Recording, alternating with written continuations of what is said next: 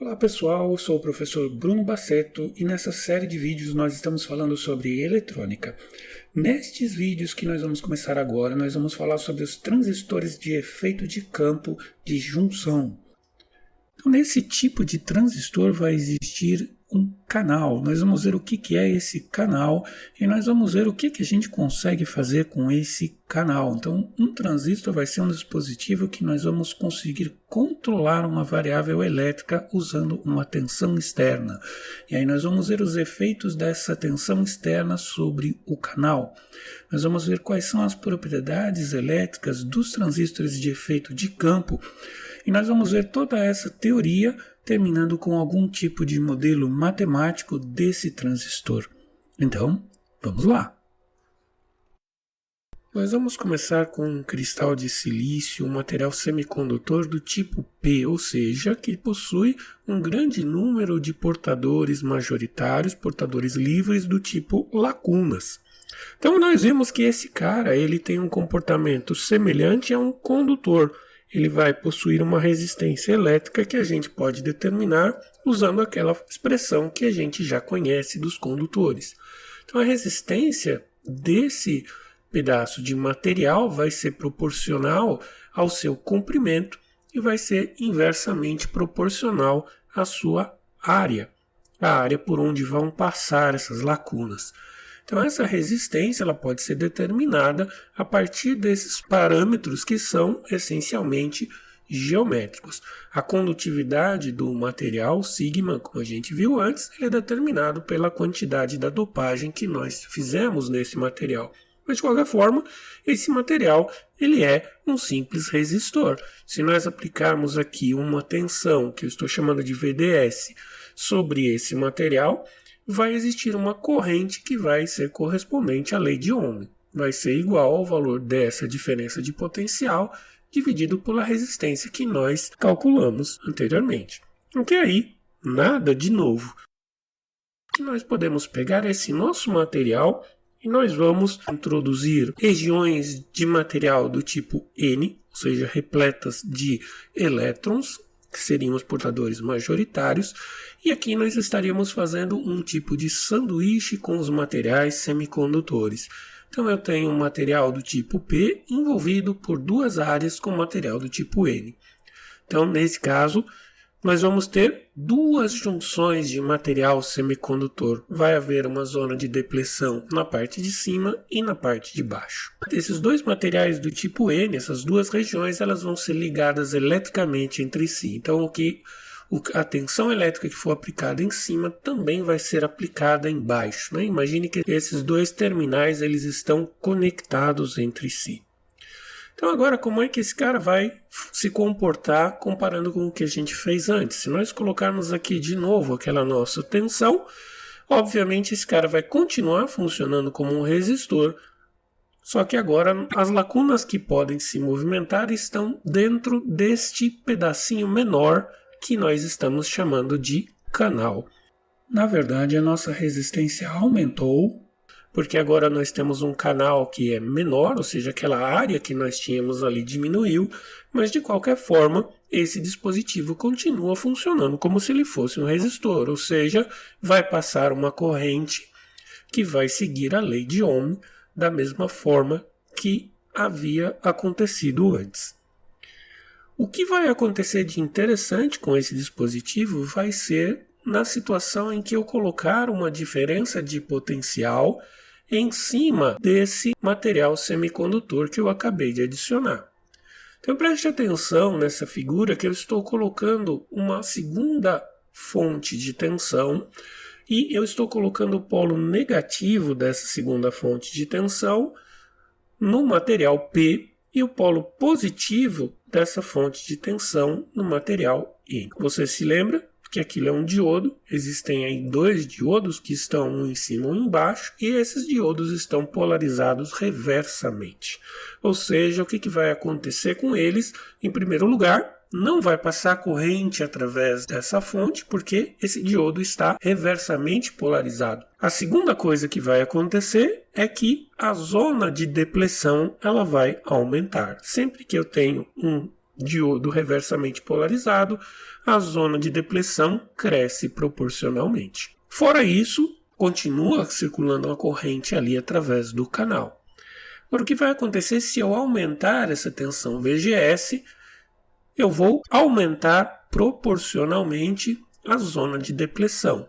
Se eu aumentar um pouco mais, essa zona de depleção vai aumentar mais. O que está acontecendo em paralelo com isso? Se você prestar atenção, você vai ver que nós estamos estreitando aquele canal de condução por onde passa essa corrente I. Ou seja, estou diminuindo a área por onde as lacunas podem passar. Isso significa que eu estou aumentando a resistência elétrica. E como vocês podem ver aqui, a corrente que estava passando ali está diminuindo. Se eu reduzo a tensão VGS, eu aumento a corrente. Se eu aumento a tensão VGS, eu diminuo a corrente. Ou eu posso pensar que se eu diminuo a tensão VGS, eu diminuo a resistência. Se eu aumento a tensão VGS, eu aumento a resistência do canal. Então esse dispositivo ele se tornou muito interessante porque a partir de uma tensão externa, de um circuito elétrico externo, nós estamos conseguindo controlar uma variável elétrica de um outro circuito. Nós estamos controlando uma corrente a partir de uma tensão que nós estamos chamando de VGS. Esse dispositivo que a gente acabou de criar se assemelha a um resistor variável que nós mudamos a resistência através de uma tensão externa. Então esse dispositivo que nós criamos tem 3 terminais. Esses terminais têm os nomes de fonte, dreno e porta. No inglês, source, drain e gate. Lembre-se que a porta está ligada nos 2 materiais tipo N que estão envolvendo o canal. E esse é um exemplo de um transistor de junção de efeito de campo de canal P. Ele é um nome grande, mas o funcionamento dele não é muito complicado de se entender. Esse transistor tem este símbolo. Nós podemos analisar essas propriedades desse transistor imaginando, por exemplo, que esteja passando uma corrente I0 através do canal. E a nossa tensão de controle, a nossa tensão VGS, ou seja, entre gate e source, ela é 0. Nesse momento está passando uma corrente I0. Como a gente viu, conforme a gente aumenta o VGS, vai aumentar a resistência daquele canal, vai diminuir a área do canal por onde passam as lacunas e a corrente vai diminuindo. Então ela vai diminuir até chegar num ponto em que ela é 0. Daí para frente, essa corrente continua sendo 0, independentemente do valor de VGS. O que aconteceu nesse momento foi que o canal se fechou completamente. Então a nossa zona de depleção ela se tornou tão grande que ela ocupou todo o canal e agora eu não tenho mais nenhuma carga livre, nenhuma lacuna ali no meio que possa se movimentar. Então, nesse momento, o transistor chegou no seu estado de corte, região de corte, que nós chamamos. Existe um outro fenômeno que também é importante a gente entender para que a gente consiga entender o comportamento elétrico desse dispositivo. Se você observar bem, se você prestou atenção nas figuras anteriores, você está vendo que o nosso canal ele não é exatamente uniforme. Por que isso está acontecendo? Se você observar, nós estamos aplicando uma tensão aqui entre o dreno e a fonte, e essa tensão vai criar dentro do nosso canal um potencial elétrico crescente. Então, do lado esquerdo, esse potencial é 0, do lado direito, lá no final, ele vai ser o valor da tensão VDS. Como você lembra, os 2 diodos que estão ali, eles estão reversamente polarizados, só que eles estão expostos a diferentes potenciais elétricos em cada posição. Você se lembra que o tamanho da zona de depleção ele vai crescendo conforme a tensão reversa.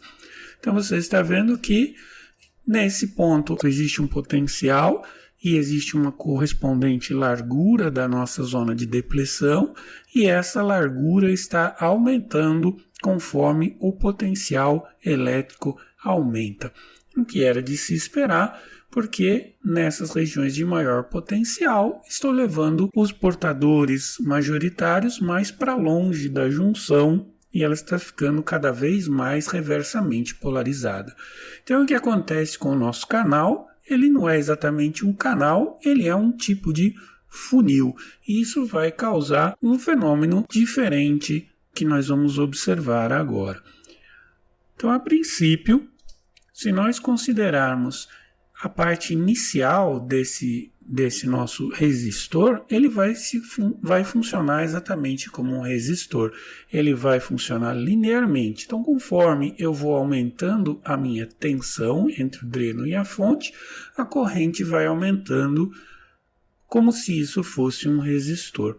Na verdade, nesse momento, nós estamos desprezando esse efeito desse afunilamento do nosso canal.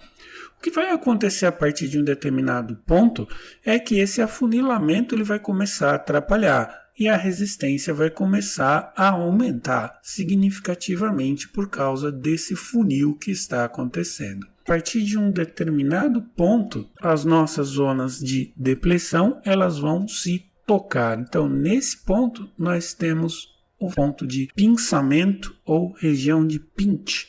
Na verdade, as nossas zonas de depressão elas vão tender a se tocar, mas elas nunca vão conseguir se tocar. Elas vão chegar a uma distância mínima. Nós vamos ter uma área mínima para passagem de lacunas dentro do canal. Então, na prática, o que está acontecendo? A nossa resistência começou a aumentar e ela está tendendo ao infinito. Então, ou seja, se a área está tendendo a zero, a resistência tende a infinito. Se nós continuarmos aumentando a tensão além desse ponto de pinçamento, você vai ver que o nosso canal ele vai ser cada vez mais restrito, com as zonas de depressão se juntando cada vez mais e se movendo em direção à esquerda, e a corrente permanece constante. Na verdade, o que está acontecendo é que nossa resistência está tendendo ao infinito. Você pode observar que, embora a área seja mínima, o comprimento dessa parte que tem a maior resistência dentro do nosso dispositivo, ela está aumentando conforme aumenta a tensão VDS. A gente pode entender esse fenômeno também observando esse resistor, que conforme nós aumentamos a tensão VDS, o que está acontecendo é que nós estamos também aumentando o comprimento desse resistor. E com isso nós estamos também aumentando a resistência. Uma vez que a corrente é dada pela lei de Ohm e nós temos o numerador aumentando na mesma proporção que o denominador, o que vai acontecer é que essa corrente vai permanecer constante. Então, na prática, o que acontece a partir desse valor de pinçamento, a nossa curva de corrente vai permanecer praticamente constante, ou seja, aumentando a tensão entre os terminais do transistor, não vai acontecer nenhuma mudança significativa no valor da corrente.